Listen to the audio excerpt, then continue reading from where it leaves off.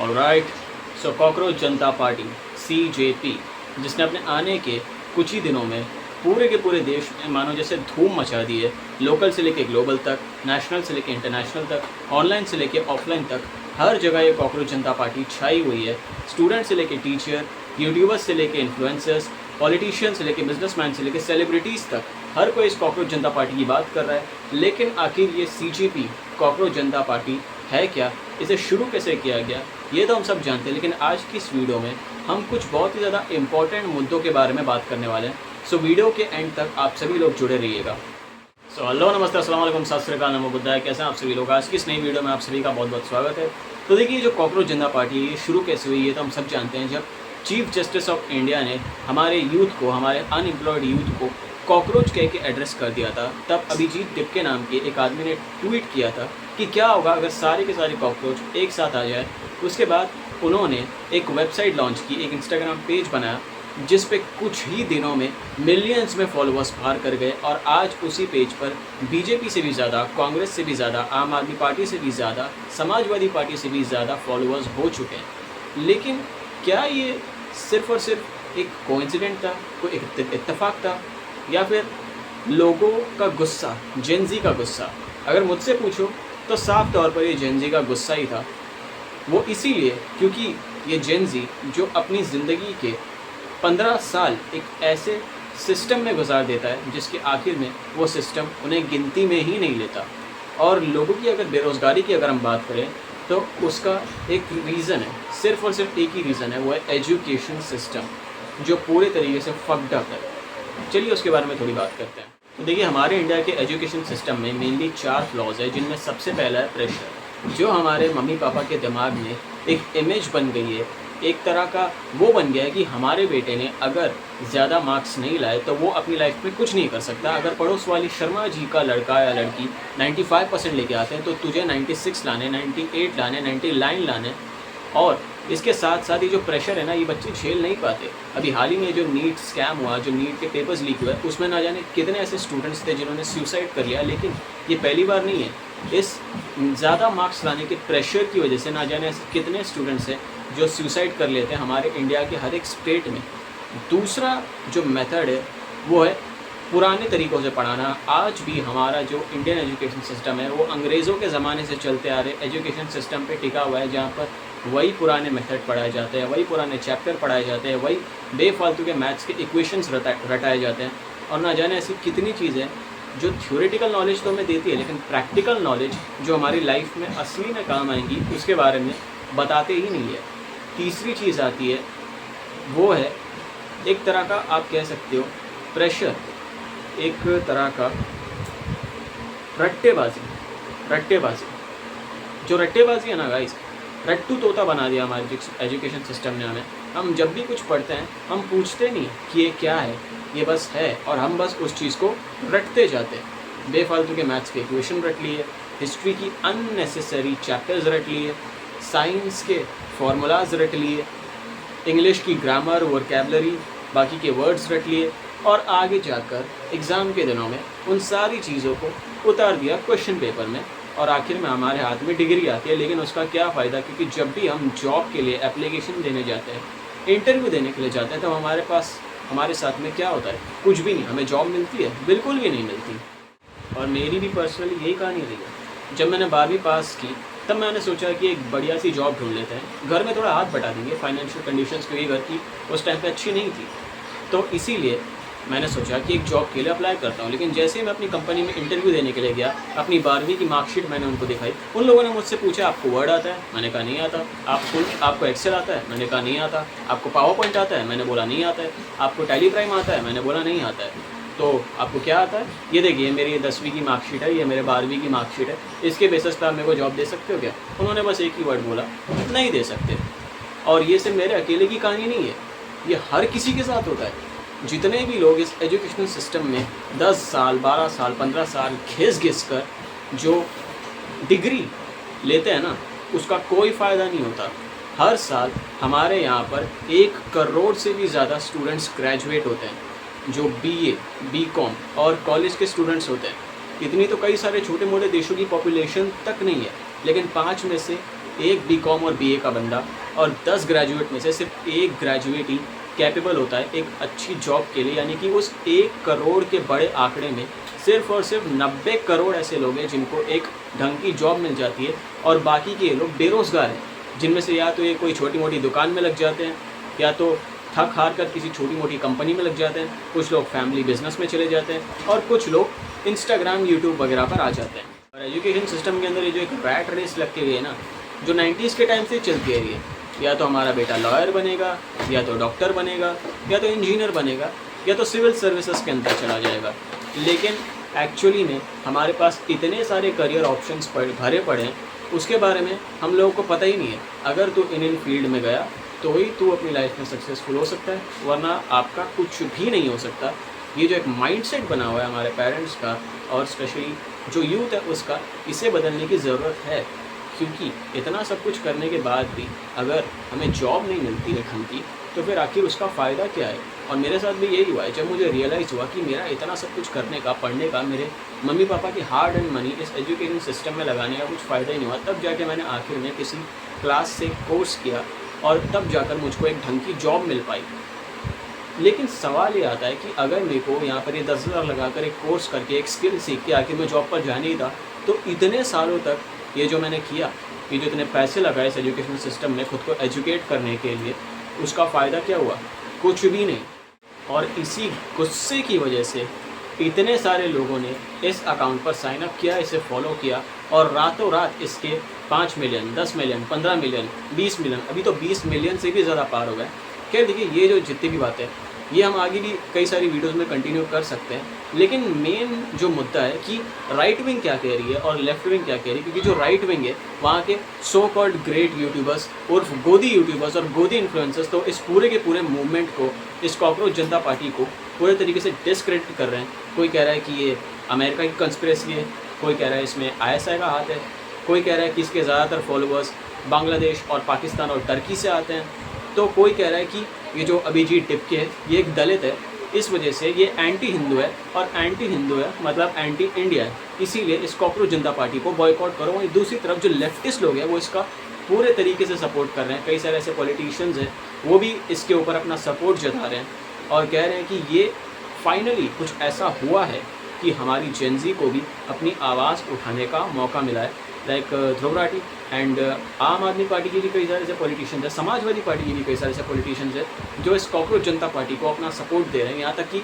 वो लोग तो ये भी प्लान कर रहे हैं कि हम यूपी के एक छोटे से ज़िले का इलेक्शन भी लड़ सकते हैं। अब ये कॉकरोच जनता पार्टी एक नई पॉलिटिकल पार्टी बन सकती है या नहीं, इसके बारे में हम आगे बात करेंगे। लेकिन राइट विंग जो कह रही है उसमें कुछ चीज़ें हैं जो पूरे तरीके से बेबुनियाद हैं, क्योंकि राइट विंग वालों का तो काम ही होता है, जो गोदी इन्फ्लुएंसर्स हैं इनका तो काम ही होता है सरकार की चाटुकारी करना। लेकिन कुछ ऐसे सवाल हैं जो वैलिड है। दूसरी तरफ ये जो लेफ्ट विंग का अंधा सपोर्ट जा रहा है ये भी कहीं ना कहीं गलत है, उन्हें भी सवाल पूछने चाहिए। अब देखिए, अभिजीत टिपके ने जो अभी ये पोस्ट किया है कि हमारे जो फॉलोअर्स है वो इंडिया से ही है, अब वो रियल है, असली है या फिर गलत, इसका अभी तक कोई प्रूफ नहीं निकल के आया। उन्होंने बस एक स्टैटिस्टिक्स दिखा दिया है अपने ट्विटर पोस्ट के। पर ये जो गोदी इन्फ्लुएंसर्स है, मैं इनसे बस इतना ही पूछना चाहता हूँ कि जब भी कोई भी मूवमेंट होता है बीजेपी के खिलाफ और सरकार के खिलाफ, जिसके आप लोग चाटुकारी करते हो ऑब्वियसली, उसके खिलाफ तो आप बोल देते हो, लेकिन जब रूलिंग पार्टी के अंदर कोई स्कैम होता है, जैसे ये नीट का स्कैम हुआ, अभी नीट के पेपर लीक हुए, एक भी गोदी इन्फ्लुएंसर ने उसके ऊपर वीडियो नहीं बनाई हुई है और ना ही ये लोग सरकार को सवाल पूछते हैं। उल्टा हमेशा सरकार की हर एक चीज़ को ये लोग वाइट वॉश करने में लगे हुए रहते हैं। और अगर हम बात करें तो लेफ़्ट पार्टी की, तो ये जो लेफ़्ट लोग हैं, ये जो लेफ्टिस्ट है, वो लोग हमेशा सिर्फ एक ही पार्टी को टारगेट करते हैं, सिर्फ बीजेपी को टारगेट करते हैं, और जो अपोजिशन पार्टी है उसका तो कुछ बताते ही नहीं है। और ये दोनों ही तरफ का एक धंधा बन चुका है। एक तरफ ऐसे लोग हैं जो पूरे दिन सिर्फ और सिर्फ गोदी यूट्यूबर, गोदी इन्फ्लुएंसर बन के सरकार की चाटुकारी करते हैं, रूलिंग पार्टी की चाटुकारी करते हैं। दूसरी तरफ वो लोग हैं जो पूरे दिन रूलिंग पार्टी की बेइज्जती करते रहते हैं, उनकी कमियां निकालते रहते हैं, गलतियां निकालते रहते हैं और अपोजिशन पार्टी वालों को हाईलाइट करते रहते हैं कि यही लोग सब कुछ है, इन्हीं लोगों को लाना चाहिए। और ये दोनों ही एक तरह का धंधा बन चुका है, पैसा कमाने का और फेम कमाने का।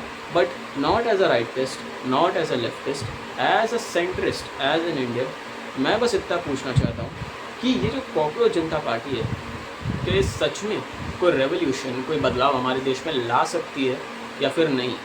क्योंकि देखिए, उनका जो ट्विटर का हैंडल है उसे तो सस्पेंड कर ही दिया गया है। यानी कि कहीं ना कहीं जो रूलिंग पार्टी है उसमें थोड़ी सी डगमगाहट तो आ ही गई है। और साथ ही साथ अभिजीत डिप्पी ये कह रहे हैं कि उनको व्हाट्सएप पे धमकियाँ आ रही है कि आप हमारी पार्टी ज्वाइन कर लो, वरना अमेरिका में ही बैठे बैठे आपको मार दिया जाएगा। एंड साथ ही साथ उनकी फैमिली भी काफ़ी ज़्यादा डरी हुई है इस पूरे के पूरे मूवमेंट से। लेकिन उनके एक्शंस की अगर हम बात करें तो जितने भी लोग इस पार्टी को सपोर्ट कर रहे हैं वो लोग ओपनली ऑफलाइन सड़कों पर इस पार्टी के जो पेजेस हैं, जो बैनर हैं, जो स्टिकर्स हैं वो चिपका रहे हैं। कुछ लोग गाड़ियों पे स्टिकर चिपका रहे हैं, कुछ लोग पोल के ऊपर पोस्टर्स लगा रहे हैं, कुछ लोग कॉकरोच का भेस पहन के यमुना नदी को साफ़ करने के लिए निकल पड़े। तो ये उनके एक्शंस है।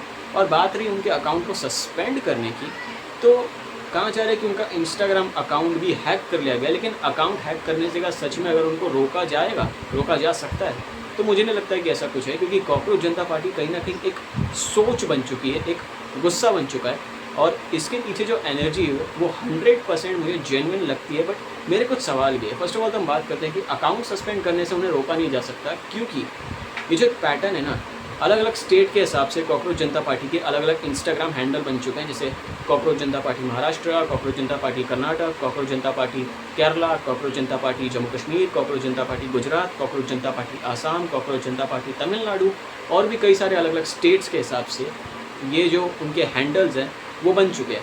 यानी कि अगर मेन अकाउंट सस्पेंड भी हो जाता है तो इससे वो लोग आगे अपना मूवमेंट कंटिन्यू कर सकते हैं। हालांकि कई सारे फेक अकाउंट्स भी बन रहे हैं और उसके रिटेलिएशन में कई सारे लोग ऑगी जनता पार्टी बना रहे हैं, कोई जैक जनता पार्टी बना रहे हैं, कोई काला हिट जनता पार्टी बना रहे हैं। जो हमारे अंधभक्त हैं, जो 24 घंटे सिर्फ और सिर्फ सरकार की चाटुकारी करते रहते हैं, वो तो फुल डिफेम करने में लगे हुए हैं। बट कुछ क्वेश्चंस हैं जो उन्होंने पूछे, जिनका मैं रिप्लाई देना चाहूँगा यहाँ पर, कि वो अमेरिका में बैठकर इंडिया में क्यों करना चाह रहे हैं। तो देखिए, इसका हो सकता है कि रीज़न हो, अगर ये एक कंस्पिरेसी है तो डेफिनेटली इस मूवमेंट को रोकना चाहिए। लेकिन हो सकता है रीज़न ये भी हो कि अगर वो इंडिया में आए तो उन्हें अरेस्ट कर लिया जाए या फिर उनके ऊपर फेक केसेस लगा दिए जाए, क्योंकि कई सारे लोगों के साथ ऐसा हुआ है। सोनम वांगचुक को ही देख लीजिए, उन्होंने लद्दाख के इशू के लिए पीसफुली आवाज़ उठाई, उन्हें जेल में ठूस दिया गया। तो हो सकता है कि ये भी एक रीज़न हो। और लेफ्टिस्ट लोग इस पूरे मूवमेंट को सपोर्ट कर रहे हैं, इस वजह से जो राइट विंग वाले वो कह रहे हैं कि ये लेफ्ट विंग वालों की कोई कंस्पिरेसी है। मतलब कोई लेफ्ट विंग से रूलिंग पार्टी में चला जाए वो चलता है, लेकिन कोई अगर रूलिंग पार्टी के अगेंस्ट और लेफ्ट विंग वाले उसके साथ हैं तो वो चीज़ गलत है। ये आखिर कहाँ का लॉजिक है। और बात रही अकाउंट सस्पेंड करने से उन लोगों को रोकने की, तो मेरे को नहीं लगता कि ऐसा होगा। और ये जो एक पैटर्न है ना, ये आपने मेन ये जो वॉर चल रही है ना, इसमें भी नोटिस किया होगा। जब ईरान में आयतुल्लाह अली खामेनेई को असैसिनेट किया गया तो भी ईरान ने वॉर कंटिन्यू करी इसराइल और अमेरिका के साथ, क्योंकि तेहरान के अलावा हर एक स्टेट को एक इंडिपेंडेंट ऑटोनॉमी दी गई थी कि अगर मुझे कल को कुछ हो भी जाता है तो तुम इंडिपेंडेंटली ऑपरेट करके वॉर कंटिन्यू कर सकते हो, अगर ऐसी सिचुएशन आ जाती है तो। आगे बढ़ते हैं, और भी कुछ कई सारे इंपॉर्टेंट मुद्दे हैं, उसके ऊपर भी मुझे बात करनी है।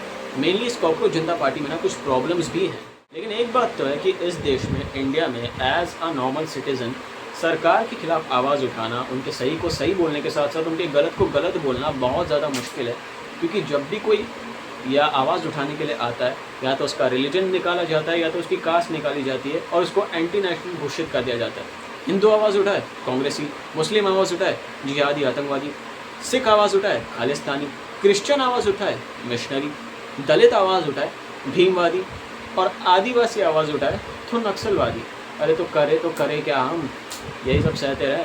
बेरोज़गारी, वुमेन सेफ्टी, गरीबी, हमारे रुपये का आए दिन गिरते रहना नेशनल सिक्योरिटी का मजाक बन के रह गया है। जो पावर्टी है वो दिन ब दिन बढ़ती जा रही है, इन्फ्लेशन बढ़ता जा रहा है, महंगाई बढ़ती जा रही है। इसके खिलाफ आवाज़ हम नहीं उठाएंगे तो और कौन उठाएगा। अब देखिए, ऐसा भी नहीं है कि जो कॉकरोच जनता पार्टी है, जो CGP है, इसके जैसा कुछ पहली बार हुआ है। और जो लोग समझते हैं कि कॉकरोच जनता पार्टी कभी भी एक रियल पॉलिटिकल पार्टी नहीं बन सकती, तो ऐसा बिल्कुल भी नहीं है। क्योंकि हमारे देश में कई सारे ऐसे इंसिडेंट्स हुए हैं जहाँ पर पब्लिक के गुस्से को चैनलाइज करके कुछ लोगों ने एक पॉलिटिकल पार्टी बनाई है और पॉलिटिकल मूवमेंट्स किए।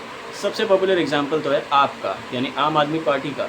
2011 में जब अन्ना हज़ारे जन लोकपाल बिल के लिए प्रोटेस्ट कर रहे थे, तब हमारी यूथ में काफ़ी ज़्यादा गुस्सा था। इसी का फ़ायदा उठाया अरविंद केजरीवाल साहब ने और उन्होंने बना दी आम आदमी पार्टी, एक ऐसी पार्टी जो आम लोगों के लिए आवाज़ उठाती है। और अभिजीत डिप्पी जो थे वो इस पार्टी के लिए काम किया करते थे। दैट्स वाई जो राइट विंग वाले हैं वो उन्हें ये कह के टारगेट कर रहे हैं कि अभी भी कनेक्टेड हैं। लेकिन मुझे नहीं लगता है कि आखिर ये क्या नैरेटिव है।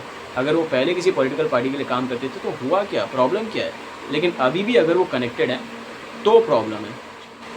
अब अगर हम दूसरे एग्जाम्पल की बात करें तो दूसरा एग्जाम्पल भी स्टूडेंट्स का ही है, वो भी आसाम से। अब हम जानते हैं कि हमारा जो नॉर्थ ईस्ट है वो बांग्लादेश के पास है, और बांग्लादेश से आए दिन हज़ारों बांग्लादेशी इमिग्रेंट्स, बांग्लादेशी घुसपैठिए हमारे देश में घुसते रहते हैं। इस वजह से जो आसाम के लोग थे वो इन इलीगल बांग्लादेशी इमिग्रेंट्स से बहुत ज़्यादा परेशान हो गए थे। इसीलिए स्टूडेंट के गुस्से को देखते हुए कुछ लोगों ने आसाम जंक्शन करके एक पार्टी बना दी, जिसे भी यूथ का भर भर के सपोर्ट मिला। ये दूसरा एग्जाम्पल है, और एक तीसरा एग्जाम्पल भी मौजूद है मेरे पास। और तीसरा एग्जाम्पल है तमिलनाडु में, जहाँ पर रामचंद्रन नाम के एक आदमी द्रविडियन लोगों के साथ तमिलनाडु के कल्चर को बचाने के लिए फिल्मों के थ्रू प्रोटेस्ट कर रहे थे, तमिल सिनेमा के थ्रू। और उन्होंने अपनी एक पॉलिटिकल पार्टी बना दी AIADMK, जिसे पब्लिक का इतना ज़्यादा सपोर्ट मिला कि उस पॉलिटिकल पार्टी को पावर में ला लिया गया। तो जो लोग ये समझ रहे हैं ना कि कॉकरोच जनता पार्टी सिर्फ और सिर्फ एक ऑनलाइन मीम पेज है, अगर ये पावर में आ गए, अगर ये सत्ता में आ गए, तो उन्हें एक रियल पॉलिटिकल पार्टी बनने से रोकना नामुमकिन है मेरे ख्याल से। लेकिन क्योंकि अभिजीत डिक्के फ़िलहाल को अमेरिका में है और यहाँ पर आकर फेक केसेस का डर भी है, अगर उन्हें यहाँ पर अपनी एक पॉलिटिकल पार्टी बनानी है तो उन्हें सारे पॉलिटिकल प्रोसीजर्स पूरे करने पड़ेंगे, जिसके लिए उनकी फिजिकल प्रेजेंस भी होनी ज़रूरी है। इलेक्शन कमीशन के पास भी उन्हें जाना पड़ेगा, सारा रजिस्ट्रेशन कराना पड़ेगा, अपनी पार्टी की आइडियोलॉजी बनानी पड़ेगी, एफिडेविट सबमिट करना पड़ेगा, और पॉलिटिशियंस का भी सपोर्ट चाहिए, जो कि फ़िलहाल को मिल भी रहा है। लेकिन मेन मुद्दा है यहाँ पर आने का, वो यहाँ पर आएंगे कि नहीं आएंगे इसका कुछ पता नहीं है। क्योंकि देखिए, इस पार्टी को बनके ऐसा भी नहीं कि बहुत ज़्यादा टाइम हो गया, कुछ दिन पहले तो स्टार्ट हुई है, तो देखते हैं आगे क्या होता है। लेकिन ऐसा भी नहीं है कि मैं इस कॉकरोच जनता पार्टी को पूरे तरीके से सपोर्ट कर रहा हूँ, बल्कि इसमें कुछ प्रॉब्लम्स भी हैं। क्योंकि देखिए, राइट विंग वाले तो इसको डिफेम करने में लगे हुई हैं, लेफ्ट विंग वाले बिना सवाल पूछे अंधा सपोर्ट करने में लगे हुए हैं। But again, as an Indian मेरा कुछ सवाल है कि अगर इस पार्टी में जुड़ने वाले लोग ही अनएम्प्लॉयड हैं, लेज़ी है, जो बस एक प्रोफेशनल तरीके से अपनी भड़ास निकालना चाहते हैं गवर्नमेंट के ऊपर, तो आखिर इसका फ़ायदा क्या होगा। ना जाने ऐसे कितने लाखों लोग हैं जो आए दिन सरकार को क्रिटिसाइज़ करते हैं, और कई सारे लोगों ने तो इसे अपना धंधा भी बना लिया है फेम और पैसे कमाने के लिए। अगर सच में रेवोल्यूशन लेकर आना है तो so we have to create institutes, हमें एक प्रॉपर सिस्टम बनाना पड़ेगा।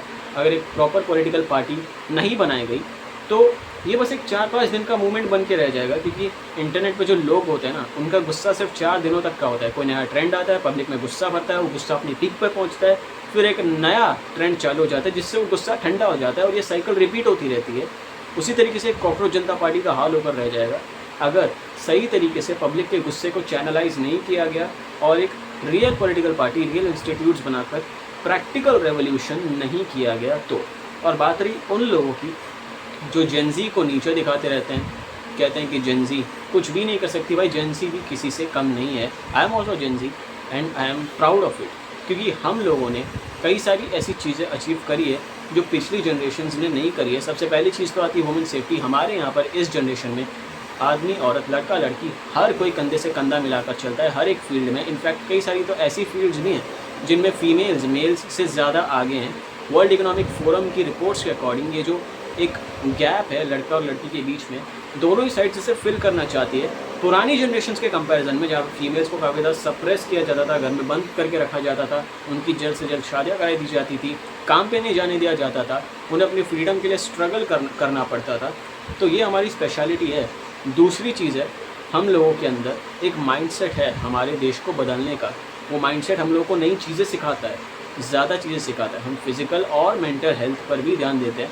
हालांकि कई सारी प्रॉब्लम्स भी है हमारे अंदर। Instagram, Facebook, Snapchat, Twitter, YouTube का एडिक्शन है, बिल्कुल है, और भी कई सारी ऐसी प्रॉब्लम्स है, but will definitely want to fix it. But हमें इतना ज़्यादा गिरा कर जो लोग देख रहे हैं, और भी कई सारी चीज़ें है भाई, बताता हूँ मैं तुम्हें। जैसे कि हम लोग सेक्युलरिज्म और एक्सक्लूसिविटी पे मानते हैं, ना कि हमारे बड़ों की तरह जिन्हें कोई भी ऐरा गैरा नत्तू खैरा नेता के भड़का के चला जाता है राम और अल्लाह के नाम पर। हम एक दूसरे से कुत्ते बिल्लियों की तरह लड़ते रहते हैं। हमारे यहाँ पर ऐसा नहीं है। नर्सरी से लेके कॉलेज लाइफ तक मैंने ना जाने कितनी लड़ाइयाँ देखी, लेकिन एक भी लड़ाई हिंदू और मुस्लिम के ऊपर नहीं थी।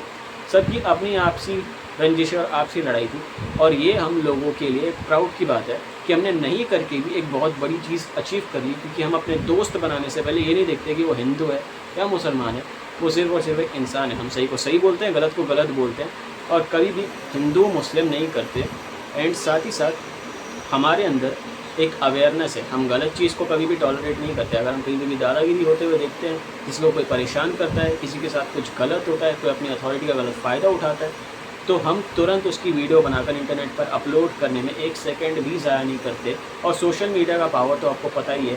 ऐसे ढेरों आर्टिकल भरे पड़े हैं इंटरनेट पे, जहाँ पे आप देख सकते हो कि किस तरीके से जेन ज़ी ने इन लोगों की अकड़ और अकल दोनों ठिकाने लगाई है, जिन्हें लगता है कि हम उनके जुल्म सहेंगे और चुप बैठेंगे। और पाँचवीं और सबसे ज़्यादा इम्पॉर्टेंट फैक्टर जो है वो ये है कि डेलॉयट की रिपोर्ट के अकॉर्डिंग, इकोनॉमिक टाइम्स की रिपोर्ट के अकॉर्डिंग जो जेन ज़ी है वो बिज़नेस पे, साइंस पे, टेक पे, इनोवेशन पे ज़्यादा फोकस करती है। यानी कि जॉब करने से ज़्यादा बिज़नेस पे फोकस करती है। और ये हम लोगों के लिए बहुत ही ज़्यादा अच्छी बात है। अब चाहे ये सोशल मीडिया की वजह से हो या मूवीज़ की वजह से हो, लेकिन कुछ तो है ना, हम अपनी लाइफ में कुछ बेटर करना चाह रहे हैं इस रैट रेस से निकल के, जहाँ पे हमारे सामने एट द एंड सिर्फ कुछ करियर ऑप्शन रख दिए जाते हैं कि या तो तुम लॉयर बनो, या डॉक्टर बनो, या सिविल सर्विसेज में जाओ। ऐसा बिल्कुल भी नहीं है। हमारे पास अपनी लाइफ जीने का हक है। और कई सारे ऐसे जेनजीज हैं जो इस रैट रेस से निकल के अपनी लाइफ में बहुत ज़्यादा सक्सेसफुल हुए हैं। उन्होंने अच्छा बिजनेस बनाया है, अच्छे कोर्सेज बेचे हैं, या फिर अच्छे इन्फ्लुएंसर्स बने, अच्छे यूट्यूबर बने। और ये हम लोगों के लिए बहुत अच्छी बात है, क्योंकि ये लोग जो बेरोज़गार है ना, फर्स्ट ऑफ ऑल तो ये बात है कि बेरोज़गारी ने कहीं ना कहीं हम लोगों को इंटरनेट की तरफ अट्रैक्ट किया है। That is why India has become the content empire. हमारे यहाँ पर, हमारे देश में सबसे ज़्यादा कंटेंट क्रिएटर्स, इन्फ्लुएंसर्स और यूट्यूबर्स रहते हैं, और ये चीज़ आगे जाकर और भी ज़्यादा बढ़ेगी। सो एज़ अ जेन ज़ी हमें इस चीज़ के ऊपर प्राउड होना चाहिए।